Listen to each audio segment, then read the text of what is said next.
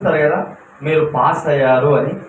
అలాగే లేఖనాధారం లేకుండా ఏ సేవకుడు కూడా మాట్లాడడానికి అడుగు. నేను చెప్తున్నా, మీరు కూడా తెలిసింది ఏంటంటే లేఖనాధారము లేకుండా ఏదో పొట్టి చిచ్చి కథలు చెప్పడం వల్ల ఉపయోగం లేదు. లేఖనాధారం కావాలి. బైబిల్ గ్రంథాన్ని పరిశుద్ధ గ్రంథంగా మనం పిలుస్తున్నాం.